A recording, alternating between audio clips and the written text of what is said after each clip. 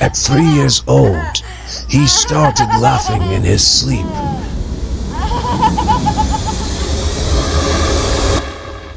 Several hours later, people were dying.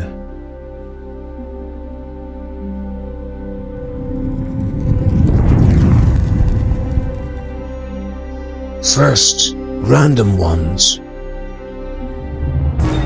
Then, those whom his mother hated. By the time the woman realized the connection, it was already too late. Because the next death, he predicted himself. And it was a death she could not allow.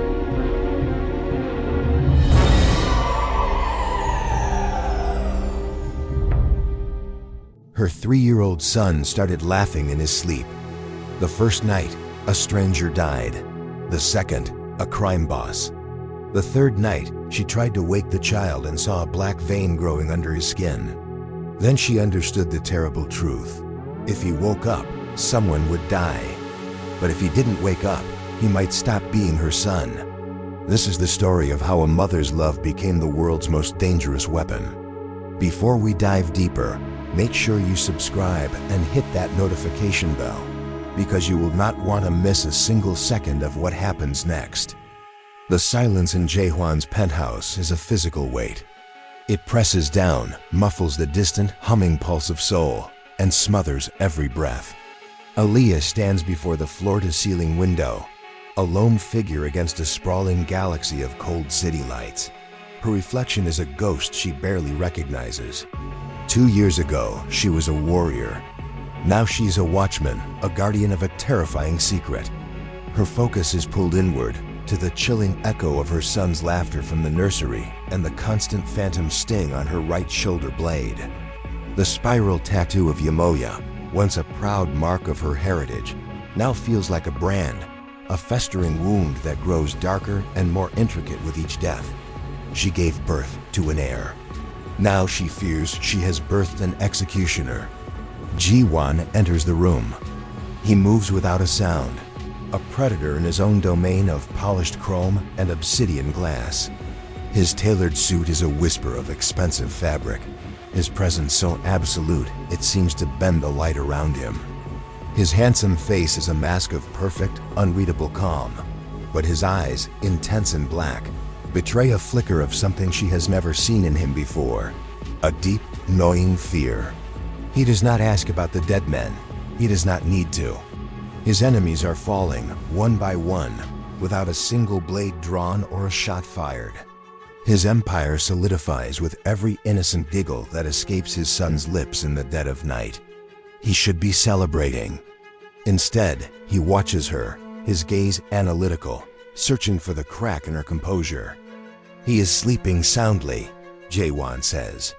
His voice is low, controlled, the same tone he uses when negotiating the fate of lesser men over a secure line. Aaliyah turns from the window, her body tense. The long purple braid, a vibrant slash of color in the monochrome luxury of the penthouse, sways behind her. He laughed again, just an hour ago. She holds up her phone. A news alert shows the face of a rival triad leader in Hong Kong. Dead. A sudden massive cerebral hemorrhage. The muscle in Jae-Hwan's jaw tightens. He looks toward his son's closed door, a sterile white panel in a long dark hallway, and then back at her. He sees the strength in her, the fierce spirit he fell for, but now it is laced with a primal terror that makes her fragile. He is the cold king of the soul underworld, a man who commands armies and moves markets with a single word. Yet he is utterly powerless against this. He is vulnerable, and he hates the feeling. That night, sleep offers no escape. The air in the bedroom grows heavy, thick with the impossible scent of salt water and ancient churning storms. A figure shimmers into existence at the foot of the bed, coalescing from the shadows. It is a woman of impossible beauty and terrifying power, her skin the color of the deep ocean at midnight, her eyes holding the cold wisdom of millennia. Yamoa.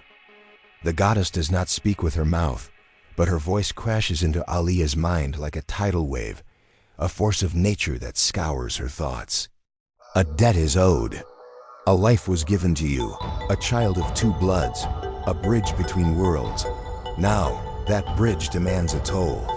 The power that flows through you, the power that protects your family, requires a sacrifice, a choice. Three paths explode in Aaliyah's mind, each a hyper-realistic vision more terrible than the last. The first shows her wielding immense power, the black veins now covering her own arms like dark lightning. She stands beside Jae-Hwan as his enemies turn to dust at her whim, but his face is twisted in horror. He looks at her as if she is a monster, a stranger wearing the face of the woman he once loved.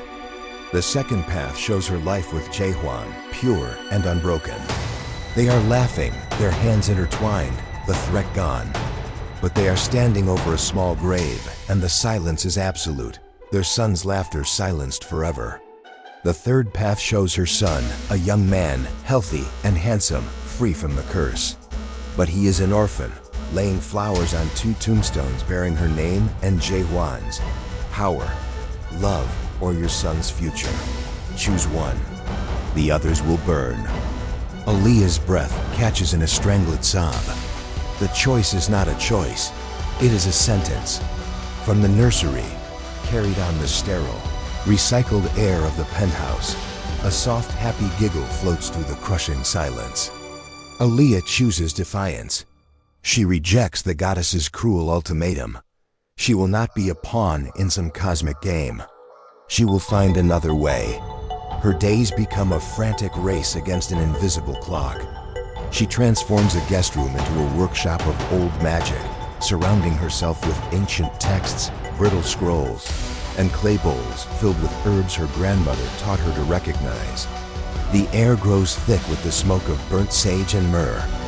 She spends her nights whispering prayers in a language her own mother barely remembered, trying to build a spiritual wall around her son, a shield to contain the darkness. But it is useless. The curse is not an intruder she can banish. It is in his blood. It is part of him. Her rituals fail, leaving her exhausted and hollow. The black vein under his skin lengthens, a dark, ugly river creeping inexorably toward his heart. Her resistance has consequences. The visions begin. They are no longer abstract choices but brutal, specific premonitions. She sees a playground bathed in the warm light of a Sunday afternoon. She hears the joyful shrieks of children. She recognizes the face of a small boy on the swings. It is Kenji, the son of Jae-Hwan's most loyal and trusted ally. Then, the vision shifts. A flash of violence. A black car, a burst of automatic gunfire aimed at a rival passing by. A stray bullet. Kenji falls from the swing, a crimson flower blooming on his small chest. The vision ends with a crystal-clear image of a calendar. The date is 2 days from now. The curse needs a soul. If it cannot take a designated enemy, it will take an innocent. It is hungry. She runs to Jae-Hwan, her voice ragged with panic as she describes the vision. She watches his face, searching for the man she loves, the father, but she finds only the boss. His mind is a fortress of strategy and consequence. He does not see a dying child. He sees a political disaster, a broken alliance, the first crack in his empire's foundation. The whispers have already started. The other syndicates, the old families who resent his meteoric rise, are talking. They say the foreign woman is the source of the chaos. They say she is a witch, a liability bringing bad fortune. They offer him a deal, delivered in a single lacquered box containing nothing but a dead white dove. Give them Aaliyah, and they will guarantee his empire's stability.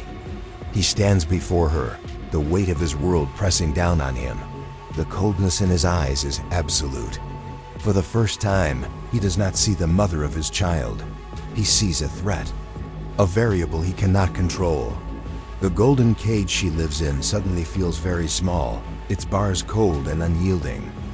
They say you are the problem, he says, his voice devoid of emotion, as if discussing a failing stock. They say you are a danger to us, to our son. He does not say he believes them, But he does not say he does not. He is weighing his options. He is calculating her worth against the stability of his entire world.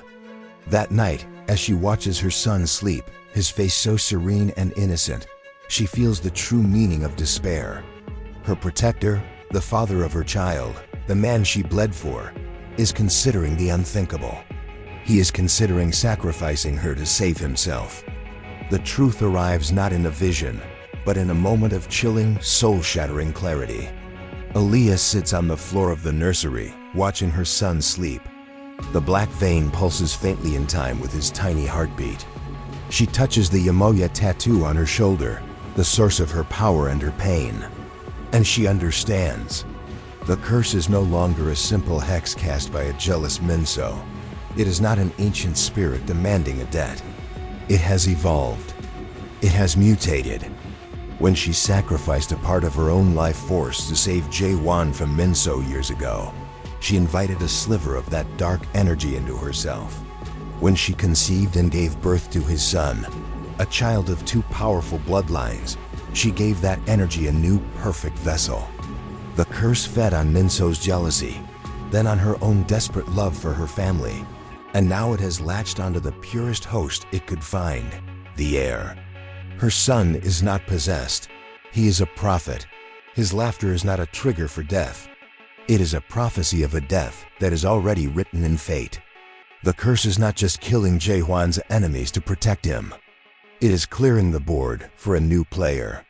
It is building a new empire, a new hierarchy of power, with her bloodline at its absolute center. A flicker of horrifying, intoxicating power courses through her. If she can understand it, perhaps she can direct it. She closes her eyes and focuses on a man within their own organization. A trusted lieutenant who she now realizes has been slowly leaking information to their rivals. She pushes her will into the curse, not fighting it, but guiding it, offering it a target. For a moment, she feels a connection, a sense of absolute, godlike control. It feels like breathing after being held underwater for a lifetime. The next morning, the news arrives. The traitor is dead. A sudden massive heart attack in his car. Clean, invisible, perfect. Aaliyah feels a surge of dark triumph. She did it. She can control it. But the news report continues. The traitor was driving to the meeting with their rivals. When his heart stopped, the car swerved onto the sidewalk, hitting and killing a young woman on her way to work. The curse took the target she gave it. And it took a random soul as payment, a tax for its services. The power is not hers to command. She is merely its conduit, and its appetite is growing. She has not found a weapon. She has become the trigger for a gun that fires 2 bullets at once. She is at the bottom. The man she loves sees her as a liability. The power she wields is a wild, indiscriminate storm. Her son is a vessel for a cosmic force of death. In her despair, kneeling on the cold marble floor of the penthouse, surrounded by a fortune that cannot buy her peace, Aaliyah finds a sliver of insight. She cannot control the curse, but she can give it a feast so large it will be satisfied for a long time. She cannot aim it like a rifle, but she can point it like a beacon. She must stop fighting it and instead become its master, not by force, but by a final terrible sacrifice. She makes her choice. It is not for power, not for love, but for her son's future. She will become the cold, untouchable queen the curse wants her to be. She draws a circle of salt on the floor, lights black candles that suck the light from the room, and begins a forbiddance ritual. It is a ritual of severance, of emotional death. She takes all her love for Jae-Hwan, every tender memory, every shared glance, every ounce of warmth that makes her human, and offers it to the curse as fuel. She is sacrificing her heart to sharpen her sword. As she chants the ancient words, she feels the memories being burned away, turning to ash inside her. The spiritual bond between herself and Jae-Hwan snaps with an audible crack in her soul. An unbearable cold fills her, but with it comes a terrible diamond-hard clarity. She focuses her will, now unburdened by love or fear, on one target, the leader of the syndicate who demanded her head and orchestrated the campaign against her. She pours all her pain, her rage, and her sacrificed love into a single focused point of lethal energy. The next day, every major figure in the rival syndicate is dead. Strokes, aneurysms, freak accidents. An entire organization decapitated overnight. Jae-Hwan's empire is absolute. He is safer than he has ever been. But when he looks at Aaliyah, he sees only a beautiful, terrifying stranger with cold, ancient eyes. He has his kingdom, but he has lost his queen. That night, for the first time in weeks, their son wakes up. He sits bolt upright in his crib, his dark, almond-shaped eyes glowing with an unnatural, internal light. Aaliyah and Jae-Hwan rush to his room, a shared, forgotten instinct driving them. He turns his head, and his gaze seems to pierce through them, seeing not his parents, but pieces on a board. His lips, so small and perfect, part.